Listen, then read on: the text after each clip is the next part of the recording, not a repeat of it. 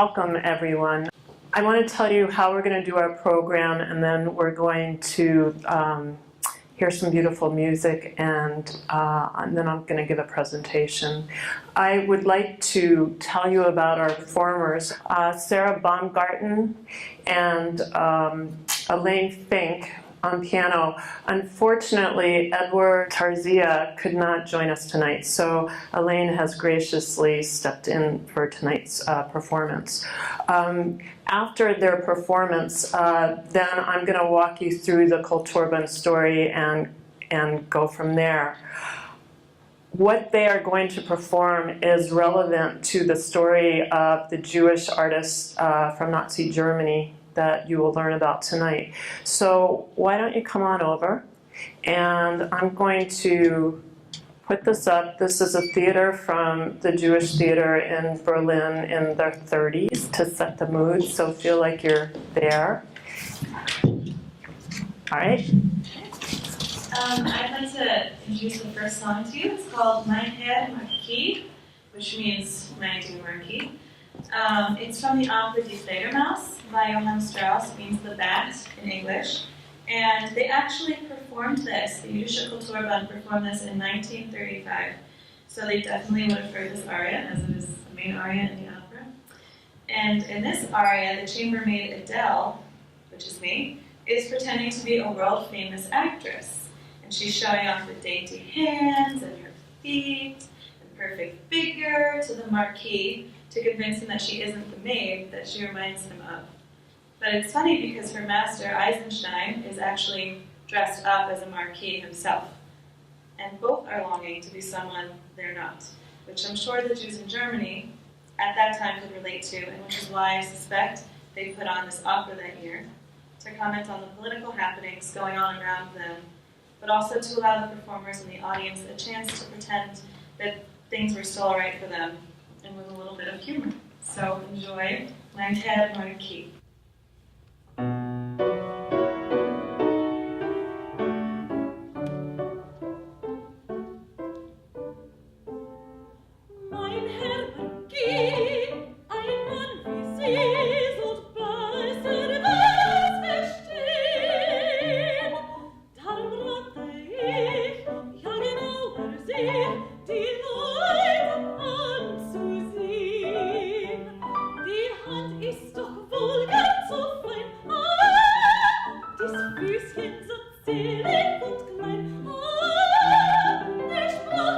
Die Fühle, die Beine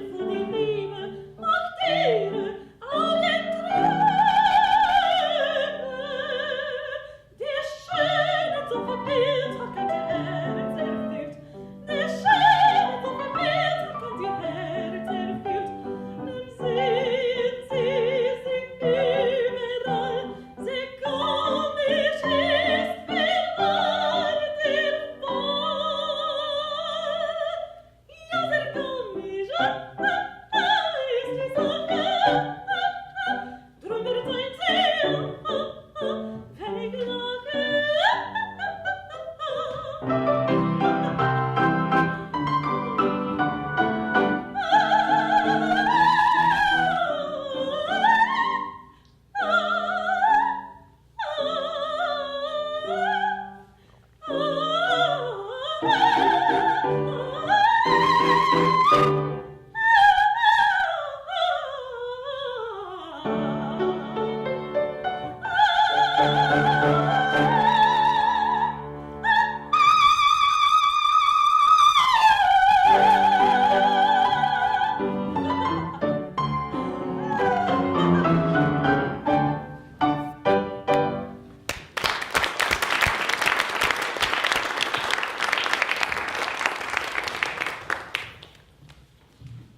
you. So the name of the project is the Jüdische Kulturbund Project in honor of these Jewish musicians and performing artists from Nazi Germany. When I named it, I didn't consider that I and others might have a difficult time saying Jüdische Kulturbund. So I thought I would ask all of you to learn how to say those two words like I did. I had to learn. So I break it down into Jüdische, and then Kulturbund, Jüdische Kulturbund. Thank you.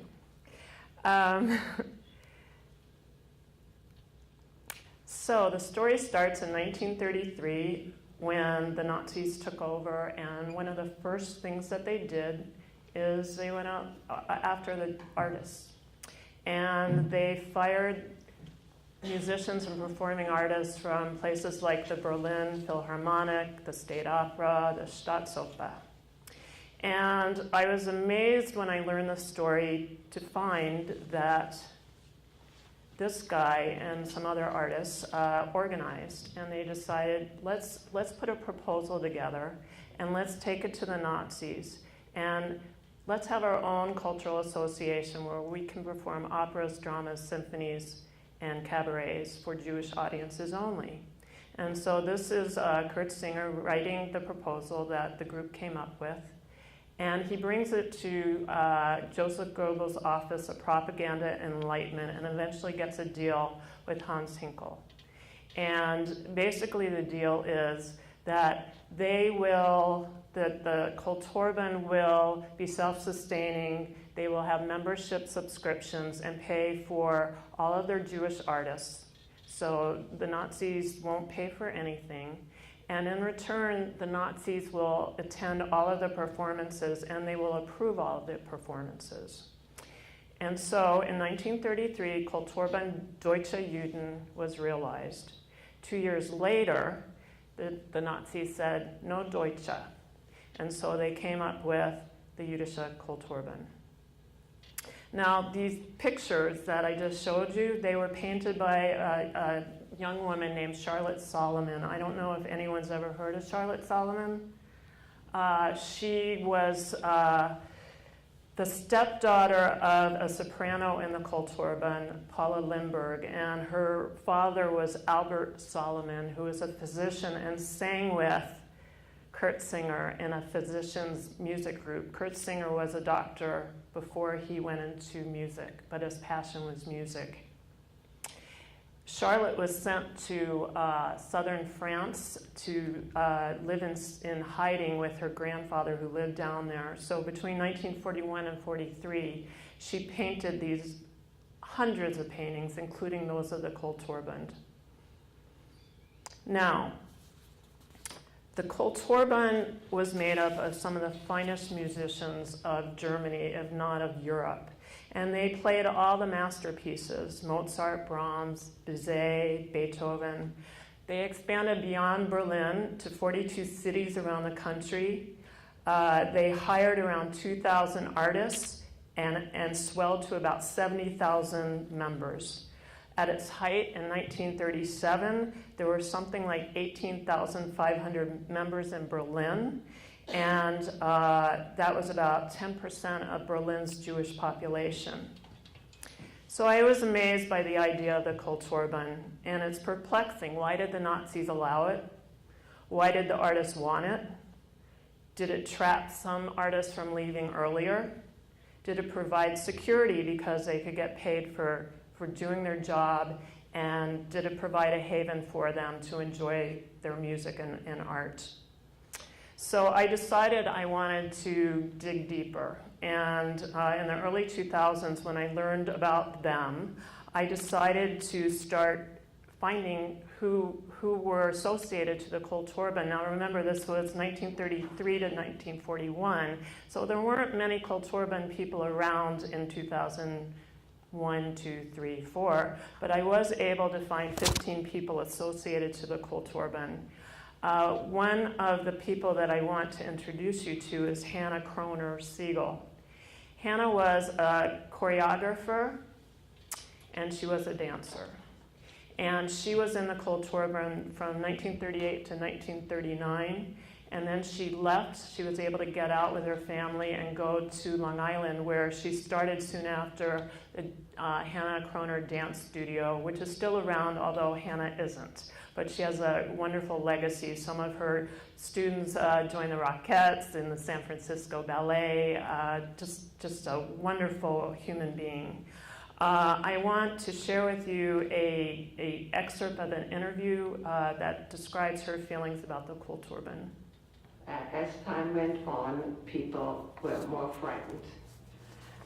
Their guards were more visible, and one was more concerned really with just staying alive and getting out of Germany. And yes, there was entertainment and everybody was grateful for it, but you couldn't really shut out thoughts that you had to live with all day long.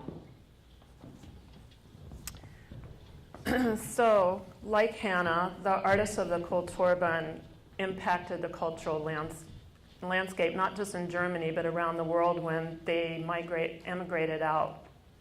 So I want to share some of the stories of some of those that I interviewed.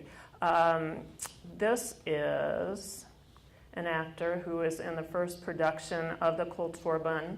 His name is Ernst Leonard. Ernst joined in 1933. He left in 1936. He was the Christian Templar in Nathan the Wise. That's Nathan. And Ernst's character, the Templar, fell in love with Nathan's Jewish daughter. And it is a story about Muslims, Jews, and Christians living in peace in Jerusalem during the Third Crusade. The Nazis shut it down after the first night. Ernst ended up going to California in 1936. His agent was William Morris. He was a still photographer. He was an actor. His last performance was a year before he died. He was in a movie called Walk on Water. He played a Nazi perpetrator, ironically. This is Yuri Teplitz. Yuri was a flutist. He joined the Kulturban, the Frankfurt Kulturban, in 1934. And he went on to Palestine to join the Palestine Symphony Orchestra in 1936, and that's today's Israeli Philharmonic. He shared a wonderful memory with me about 1935 when the German orchestras were no longer playing Jewish composed music, and that would include Mendelssohn. And so he remembers this wonderful performance that they played Mendelssohn's Violin Concerto in 1935. I want to point out that it's kind of interesting that Mendelssohn was considered a Jew by the Nazis, but he was baptized Christian, but his grandfather Moses was a Jew. So there's a little bit of a twist there. The other thing I want to point out is that the Nazis didn't allow the Kulturban to record any of their performances, so we have no film and we have no sound recording. So what I'd like to do is share the violin concerto with you so that you can imagine 1935 again in the theater, listening to this beautiful music as darkness is surrounding the Jewish artists and audiences. And this is a piece, the violinist is Anne-Sophie Mutter, and the conductor is Kurt Maser.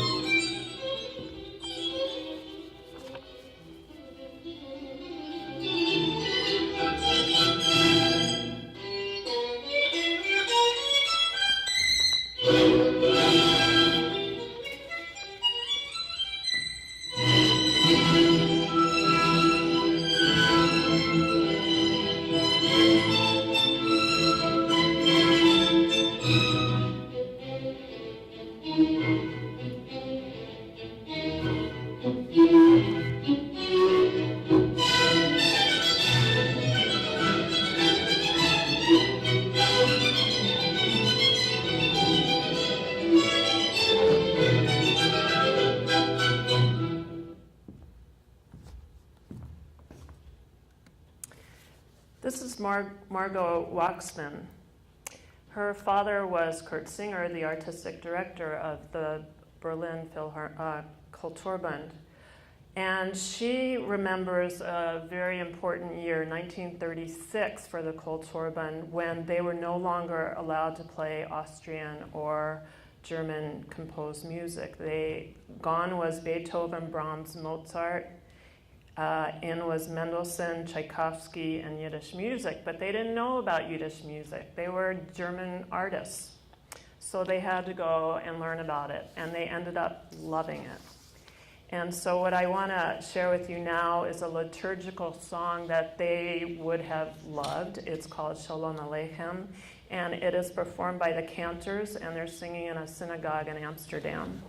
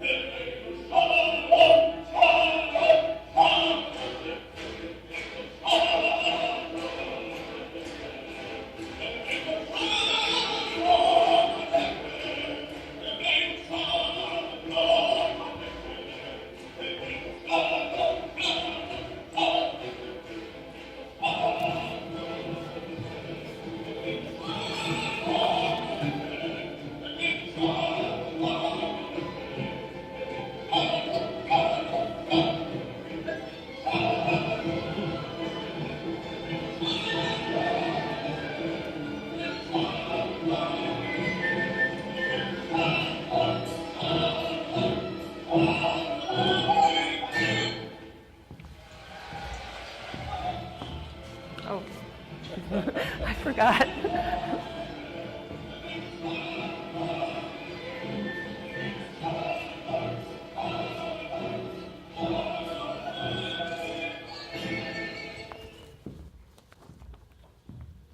So Margot's father, Kurt Singer, left for America in '38. He went to live in the area where his sister lived in the Boston area. He lectured there for a while. He tried to stay. He had trouble with his visa. He tried to raise interest in the Kulturbund in America. And then he decided he wanted to go back.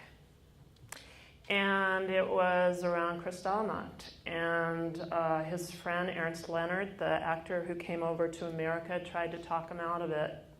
There was also rumor that the Nazis were waiting for Kurt to come back to Germany, and they were planning on arresting him. So he decided to go to Amsterdam instead, where his friends Paula Lindbergh and Albert Solomon were living.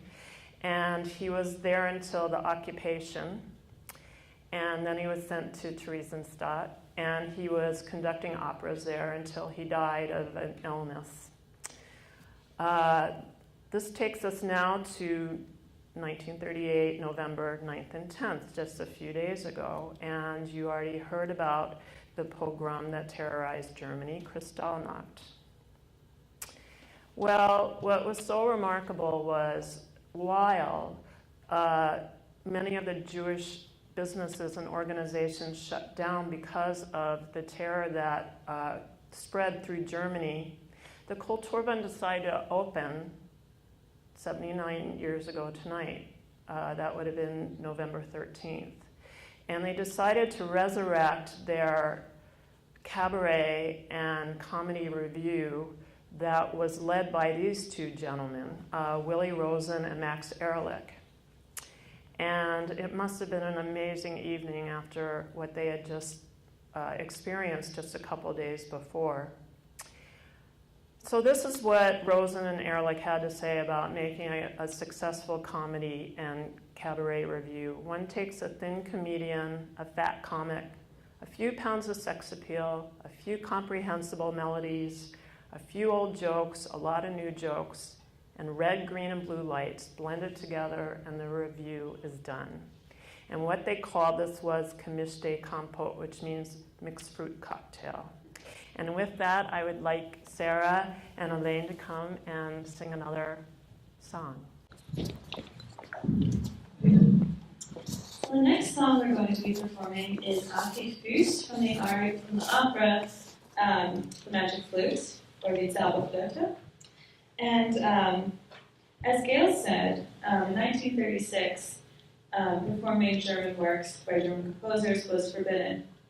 But up until then, they were able to perform these. So I wanted to give you another example of what they performed back then in German. And in this opera, Pamina, who is me, this is her most famous aria, Ake Fuß. And she's losing the love of her life, and she's singing about it. She's very sad. It turns out to be a huge misunderstanding, but her feelings are real, and her fear and heartbreak are extremely valid, that she thinks she's losing the love of her life. And there's no doubt that this must have struck a chord with those who had to say goodbye to their loved ones early on. So enjoy Ake Fuß.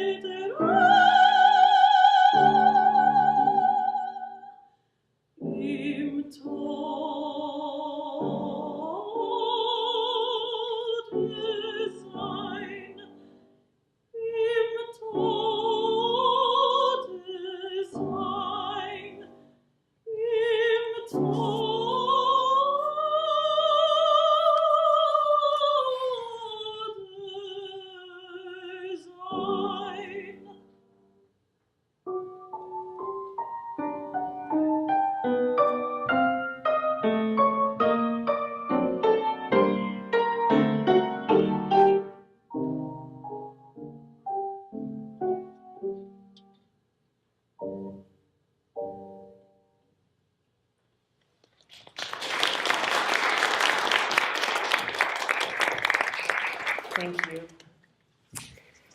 you. So this is Henry Meyer. This brings us up actually to 1941 for the Kulturbund. Henry had joined the Kulturbund at 16 years old in 1938, or 39, I'm sorry. He was at a bus stop and he met Rudolf Schwartz, who was the Berlin Kulturbund conductor.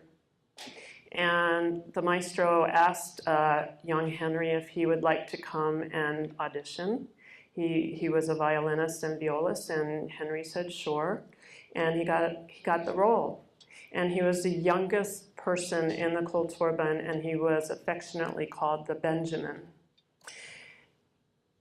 So the Kulturbund was about to close, and they decided on the last symphony that they would play for their last performance.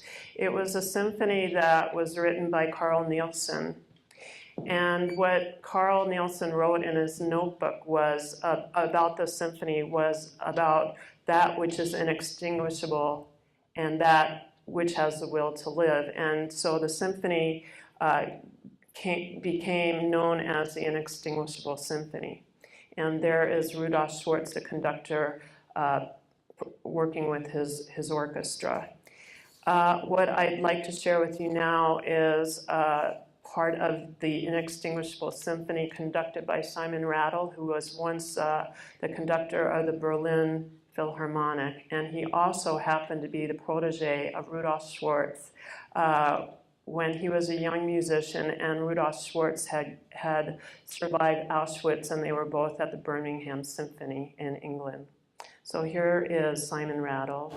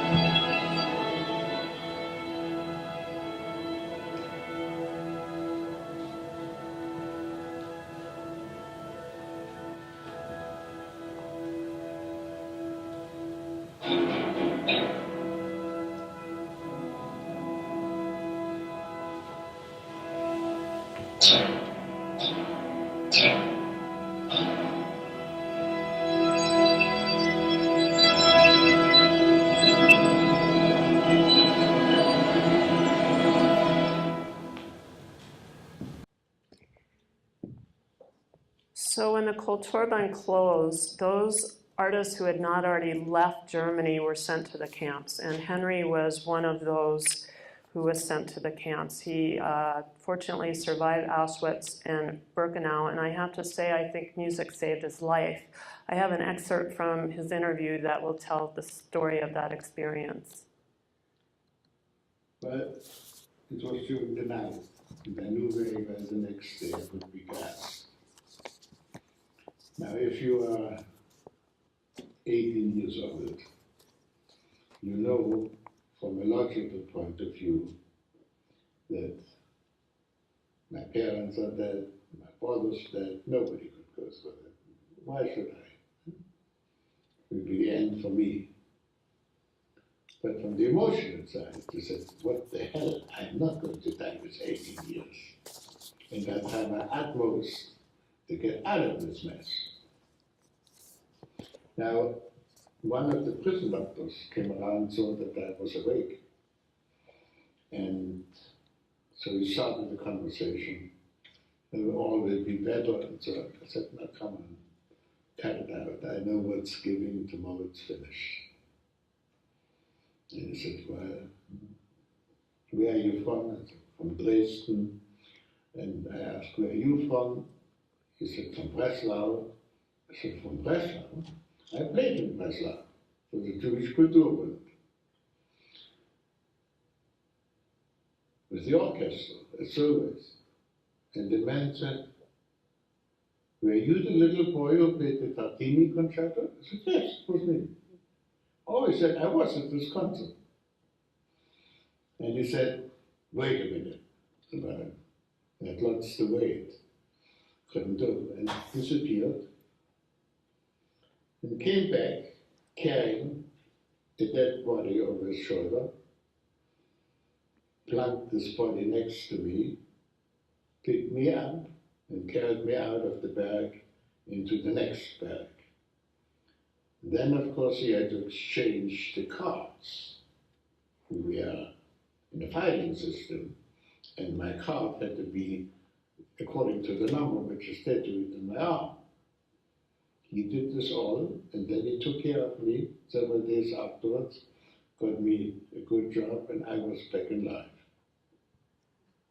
So Henry went on to live in America. He was he taught at the Cincinnati Conservatory, and he was a founding member of the La Salle Quartet. So I don't know about you. I hope that you're as inspired by them as I am, but I love these people. And I wanted to then connect their story and figure out, what do artists around the world do who are in similar circumstances of oppression? How do they use their art? How do they use their art? So in Washington, D.C., where I live, I worked with some theater artists, actors, and a musician to do some improv exercises and explore these issues and connections. And these are a couple of excerpts from that experience. It was a 3-day workshop. Stop.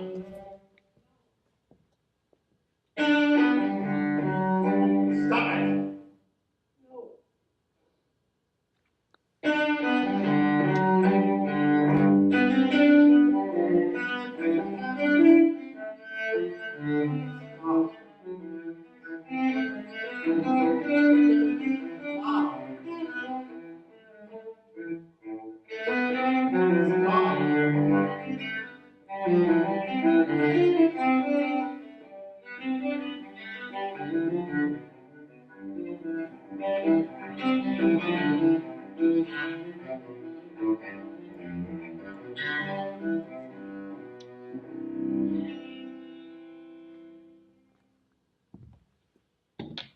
But it still doesn't make any sense to me. You know the story about the frog in the boiling water? No? So if you throw a frog into a pot of boiling water, it kicks and jumps and gets out and runs away. But if you put a frog into a cold pot of water, and you turn the flame up and let the water temperature slowly rise, the frog is like, oh, I guess that's the new normal. Wow, it's really getting hotter. Well, that's the new normal until the frog is dead. So if your end goal is to cook a frog, you do it slowly. Needless to say, it was a very successful 3-day workshop, and I was convinced that it was time now to go and find artists around the world who could connect to our stories. So what I did was I contacted a connection at Amnesty International who helped me find some artists, and the first 2 were Muslim artists who easily connected to the stories of these Jewish artists from Nazi Germany. And I kept going. The first artist I wanted to share her with you is Malika Sarabhai. She is from India, and she calls herself an artivist. She is a champion for the underdogs, the untouchables in India. And she shared this, she's a performing artist. She does dance and acting. And what she did was share this in her interview with me, which is so beautiful. Artists have continued their work either as protest or just to say, we do not accept what is happening. And the early Jewish artists during the Nazi regime with which this project started were doing that. They were saying there is a beauty in music that goes beyond the ugliness of the world around us. Beyond that, today artists in many different regimes are actually using their art to protest against the government in much more open ways. And I think many of us feel isolated from each other. We don't know who it is in Afghanistan who's doing similar work or who it is in Nigeria who's doing similar work. And I think if this project can bring those together on one platform, we will be creating a sorority or a fraternity of people who know I'm not alone. And I think that's why this is so important. So we have now 36 artists from 24 countries, including places like Afghanistan, Argentina, Burma, Cambodia, Congo DRC, Sri Lanka, Uganda, Ukraine, and many more. Unlike the artists in Nazi Germany, who were limited in letting others on the outside know about what was going on with them, we have technology today, so we get access and we hear what's going on. So I'm going to now share several stories with you. This is Manira Hashemi. She's from Afghanistan. She was persecuted for being a Hazaran. Do people know who the Hazarans are?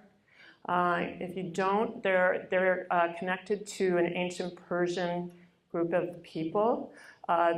They went from Iran, and many of them live in the central part of Afghanistan. You know where those Buddhist statues are that we heard about? That's where they are.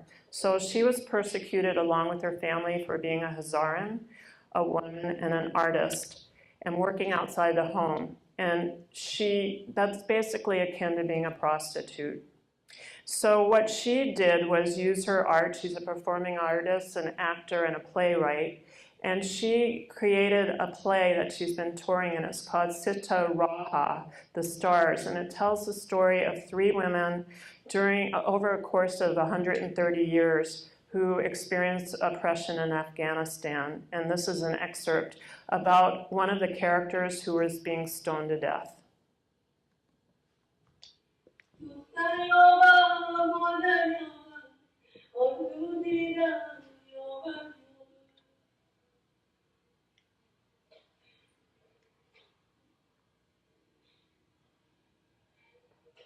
How long I have been in this room.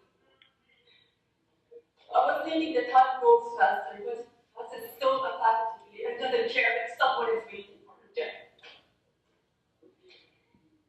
Maybe during those days, I was wishing to get rid of my humiliating life. I never imagined such a terrible death.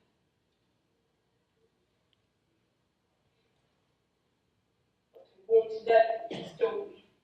I did this for me, all the decisions they have made for me.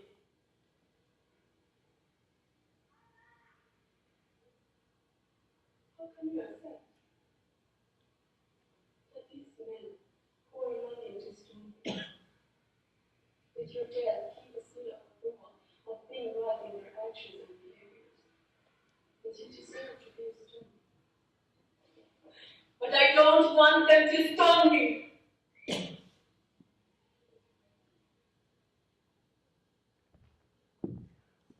Fortunately, her family got out of Afghanistan. Her parents and one brother and sister live in Berlin, and she and another brother and his family live in Sweden. This is Arn Chorn-Pond. He's from Cambodia. His parents were opera singers, and they owned an opera company. And when the Khmer Rouge came in, that would have been in the 70s, they went after the artists, and they closed the opera house down. Not far from where Arn and his family lived was a Buddhist temple that he used to attend, and that became a camp for the Khmer Rouge to send prisoners. And Arn was sent to the camp, and he was trained as a musician, 2 other boys, so it was 3 boys working with a master musician, and their job was to play music while the Khmer Rouge were beating up and killing the prisoners. And he came to hate music. By the time he was, I think, about 8 years old at this time, and when he turned 12, he was sent into the jungle with a rifle, not being trained, along with other boys. And he eventually escaped into that jungle, and he fell asleep, and girls found him and brought him over the Thai border where there was a refugee camp. And an American man was visiting the camp and took a liking to Arne, brought him back to America up in New England, and adopted him and sent Arne to Harvard. And Arne decided to go back to Cambodia, open up the Cambodia Living Arts, and teach others who were living in the street how to play music and make money to support themselves. This is Al-Fadi. He's from Niger and he lived in Mali. He now lives in Silver Spring, Maryland, and in Paris. He supports beauty and women, and he was run out of his country by the fundamentalists for that very reason. I want to show you how beautiful his designs are, because what he does is he combines couture with African fabrics. And what he's done is UNESCO has donated land and he's built a school there for fashion. And he has this dream to build a university for fashion to support the women over there. Okay, this one's a big story. This is Kim Young-soon. She's from North Korea. She was young, she was a dancer choreographer until 1970 when she got married and had kids. But when she was young and she was a dancer, her best friend was an actress. So after she got married and she had kids, she started working in a department store, I think where some of the more wealthy Koreans went and foreign people went. Her husband had been taken away and arrested by the authorities. She never saw him again. And then the authorities came for her and told her that she had to come with them to an interrogation room. And she was told there that she had to write her life story in a notebook. And they would look at it every day and they'd tell her to write more. And she wasn't sure what to write, so she kept on writing. And one day, I guess they decided it was enough. And so they took her back to her house where her parents lived and her children, and they arrested them all and took them to the Yodak concentration camp. The first year that they were there, her parents died of malnutrition. One son was shot for trying to escape. Another son had drowned and his body was left in front of the house where she lived. Her other son and daughter survived 9 years in this camp.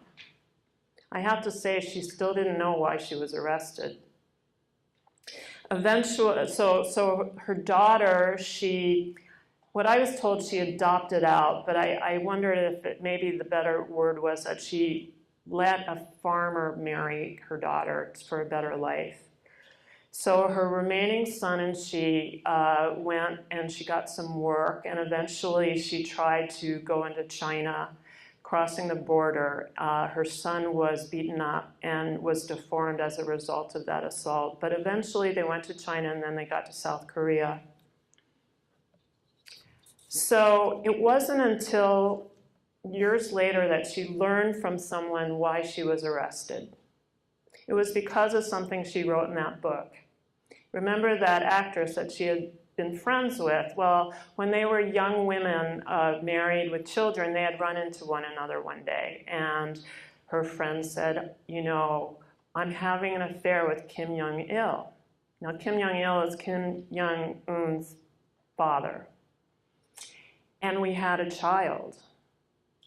The problem was that Kim Jong-il's family rejected her and the baby. So no one was supposed to know the secret. So that's why she was arrested. I need to remind you that Kim Jong-un's half-brother, you may have read, is the one that was poisoned in the airport this year. So that's the rest of that story. But this woman is amazing. She eventually wrote a book, and she choreographed dances for the Yodak musical.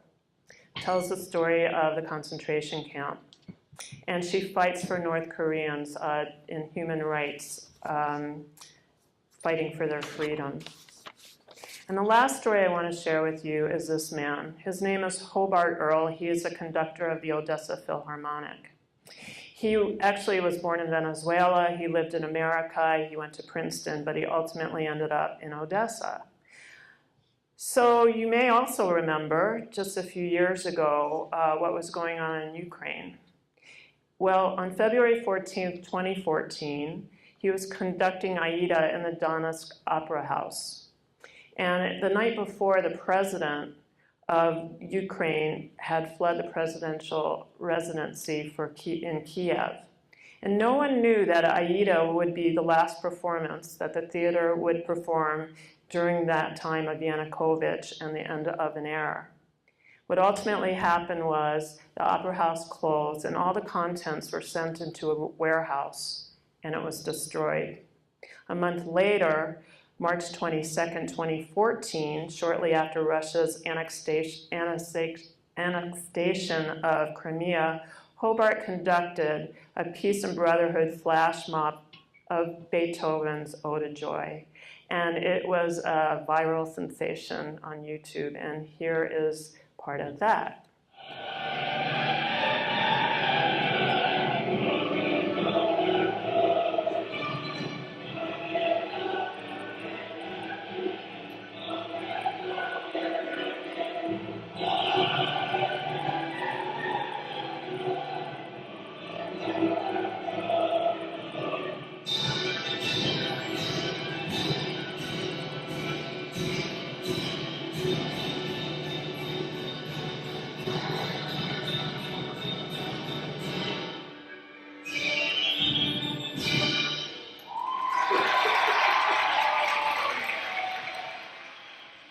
So what we're doing with all of this material, all these wonderful stories, we are creating a multimedia play, Playing for Life, Art Under Tyranny, bringing characters from the Kulturbund and current day life together to produce Nathan the Wise. And through that story, the characters will learn about their different experiences of oppression and how they use art. And we're doing a motion picture called Singer, based on Kurt Singer. We go inside Berlin in the Kulturbund theaters, in the cabarets, and there's a love triangle, actually, between Kurt Singer, Paula Lindbergh, and Albert Solomon. Paula and Albert ended up getting married, so Kurt lost out. Sarah and I also teach workshops. We call it Exploring Responses to Oppression. We did 2 fabulous workshops this morning at Kappa. Go back. And we also work over Skype, connecting kids in different parts of the world. We did a pilot, I don't know why it keeps flashing. We did a pilot between kids in Sweden and Rwanda, which was just fabulous. So I want to thank you all for allowing me to share these wonderful stories, these faces, the music, the art, and what defines our project. They motivate me every day, and I hope that they will inspire you to go out into the world and use your art. I understand a lot of you are in the music department, is that right? Yeah.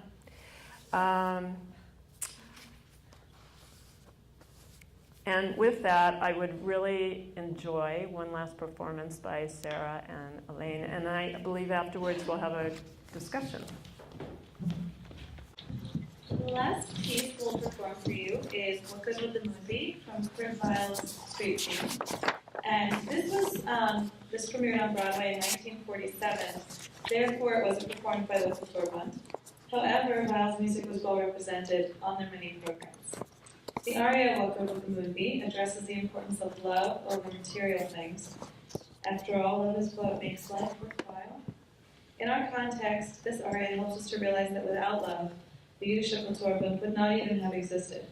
Because so many had a love of music and followed through with keeping it accessible, hundreds, perhaps thousands of people were able to trudge through those years leading up to the Holocaust with hope instead of fear.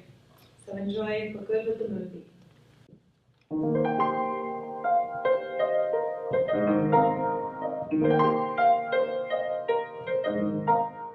looked through the windows at diamonds. They're beautiful, but they're cold. I've seen Broadway stars in fur coats that cost a fortune, so I'm told.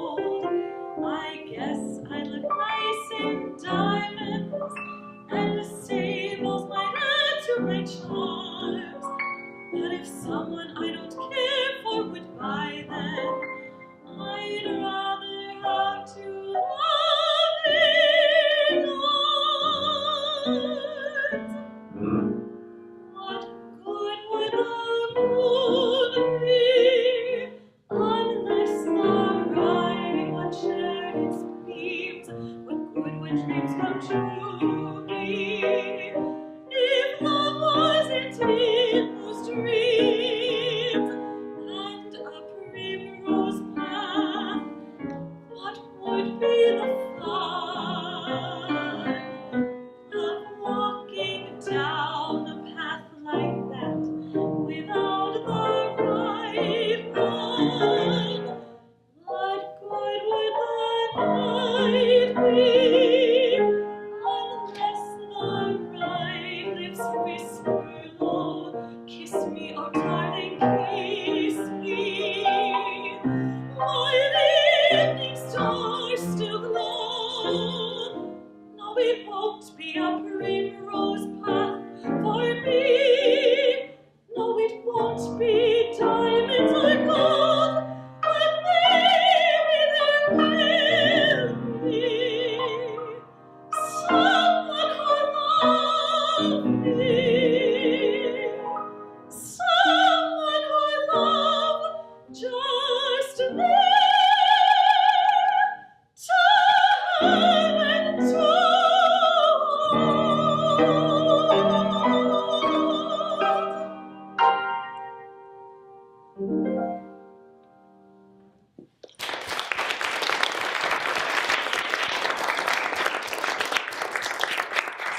Thank you. So, any questions for us? No? Not one? Did you learn something? Yeah? So how many people here are musicians? Really? So what drew you all here? What other majors do we have here? Students. You all are so shy. Journalism. Cool. History. Awesome. What else do we have? Philosophy? Psych? How many psych majors are there? Cool. Did any of you know the story at all? Anything? No. So what do you think? Do you understand the connection between then and now? Do you understand how art and music can be used in response to oppression? Yeah? Yeah, there's a few high school students right there as well. So, yeah. We have some high school students? Wow. Oh, wow, where are the high school students? Awesome. Thank you so much for coming. Yeah. So I have a question, which is, will this is being performed in the Washington, D.C. area? Yes. So will you also try to go on tour with it at all? Yes, we'd love to do that. Yes, I've been to Sweden. We were invited to, there was a conference about freedom of expression and culture, which was really great. Where else have we been lately? We're going to do something in a museum at the end of the month in our area, the Sandy Spring Museum. My producing partner on the movie, who is a professor also at the Tisch School, wants to do something in the springtime. We also just performed at Capitol Hill. Oh, that's right. DC. So Congressman, I knew there was something. Congressman Raskin hosted us up on the Hill. He's a big fan of the project. And last year we were at the Library of Congress, which was amazing. And we really welcome, if you all have ideas, we just want to get the story out because we're convinced. We're just convinced of the power of music and art, and so much better than weapons. So much more effective, apparently, research says. So. Can I ask a question? Yeah. So, did anyone identify or was anyone struck by one of the stories that we told you about? Did anything stick out to you? I was curious about the idea of identity, and you're interviewing these people who have gone through and survived, and if there were things that you could feel or sense or put some language to about their character, their identity. Yeah, so did everybody hear about identity and how basically that impacted them in terms of their experiences dealing with oppression? It's interesting for the Kulturbund because their identity was basically as Germans, not as Jews. And that was what was kind of exciting about them learning about Jewish and Yiddish music, because I think that probably made them embrace being Jewish. I mean, at first, they were like, why are you going after us? We're you. We fought for the Kaiser too, right? And then I would say for everyone, and the reason that I think the current day artists identify so much with these artists, you know, music and art are transformative. They are a language that's universal. And for them, they identify, I think, first and foremost as artists. And so when they're dealing with issues of staying or leaving their homeland, for instance, many of them, if they're oppressed and they can't experience freedom, they have to leave. And part of leaving means actually preserving their identity and culture. So it's profoundly powerful.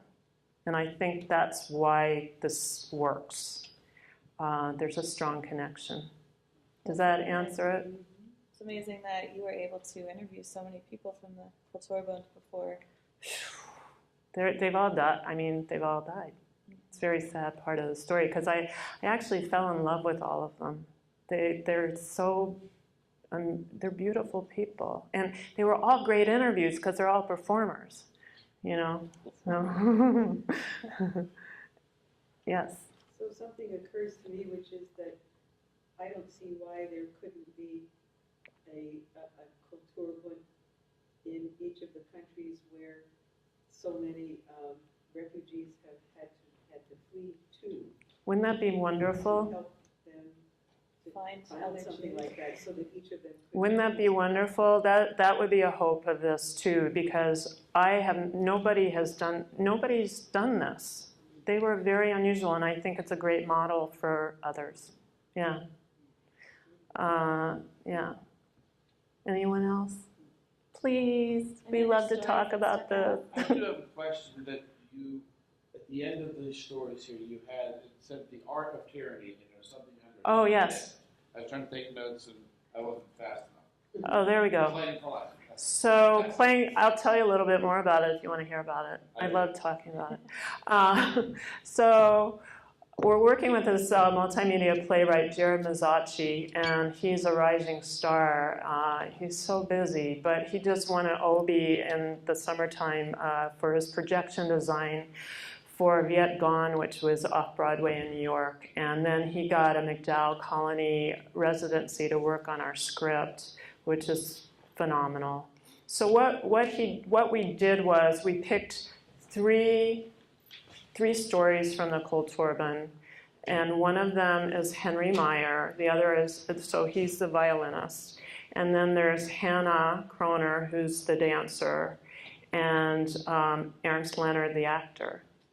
And then for the current day, it's Manira Hashemi from Afghanistan, and so she would be the actor. Someone that you didn't meet here tonight, he's a Palestinian musician, Palestinian-Israeli musician. He plays the oud, and he's a sound designer, Habib. And the third person is Mrs. Kim Young-soon from North Korea. And, you know, theater is magical because you can transform time and space and bring all these characters in, and we use projection to take you in and out of time and space, and it's pretty amazing. It's like a big kaleidoscope and whirling dervish going in and out of time. So that's being presented in DC. We haven't presented anywhere because we've just been working on the script. Yeah, we hope to workshop it soon. Yes, thank you. Yeah. Anyone else? Okay, well, do we have something else to do after this? We have a reception. Yay, we have a reception. So join us.